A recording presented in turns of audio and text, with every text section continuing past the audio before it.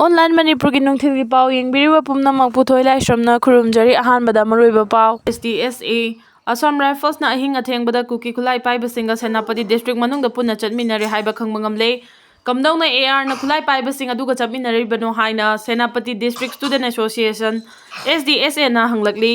ngasi paumi-singa unaba amada Senapati District Student Association gi President Saloni Tony na hai haukiba February 22 gi ahing nongyaida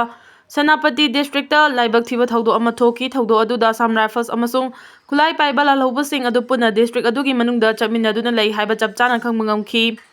ahing nongai athengbada Khulai paiba lalhobasing adu Assam Rifles na matau karam nangak selaga puri bano haina hangki Senapati District asi hojik tholiba irang asida yaudaba yamna ing tappa leijariba district ni mahana makha na hai ing tappa pamjaba Senapati District ki miyam amasung district thangnana leiminariba Furup singi marakta amaga thajanadaba amasung chamamnaba thoanaba Assam Rifles na hotnaribra haina hangki tarakpa duaida Imphal East District ki manung chana laiba Khurai Sardor Laikada angangba machugi Activa amaga unmachugi Bolero amaga thomjinabada Activa tongna lakpa nupi ama laikhidre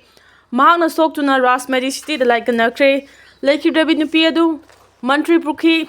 Mother Teresa manak chagi Rosni Elias Baby Begum kuntraga humdoi kawi amadi soklaba nupi aduna Manipuri Mercy Land dagi Kumukcham Anju Devi kawi hairi thaudo adu ngasi numidang waram laikhidrabi baby amadi Anju anina Imphal dagi Ukhrul lom da chatkhibagi lambi da lakpada Ukhrul lom dagi Imphal rom da lakpa ut machugi Bolero MN01W2337 na thombadagi accident adu thokhibani hairi thaudo asiga mari lainana Poromba Police na case ama laukhatuna chenaba Bolero Police custody da thamkre hairi kapse duna micham hatpa amadi yumai thaduna mangata thoaliba suda leriba Kuki Militant sing hana khulai thado handana icham chamna isagi khulngak chariba khungak pasingbu khulai thadokna ba governor na khangalagliba si khanthabiu Kuki Militant sing hana khulai thado hanbiu haina ko Komi Women's Front ki maikai digi phongdoragli ngasi lamfelda leiba ko Komi gi office ta pangthoki ba paugi mifamda ko Komi Women's Wing gi convener RK Tharaksnana Wafam sing asi phongdola duna makha tan hai chahi ani fazilakadaba irang asi loishinabagi khongthang ama oina Manipuri governor na haukiba February 20 da notification ama thoktuna ain kaina pariba khulai sing numit 3 ni gi manungda pikhalakna ba khangalakhiba asi hathu na tawba thabak mali numit 3 ni haibasi yamna tenba matam oi numit kharaga sangdokpiu numit sure haiduna khulngak pasing phana ba honaraklabadi miyamgi oiba chauba ihong ama soidana lakani khulngak pasing asi hanadagi khulai pairaga lakhiba nate lengang na mathau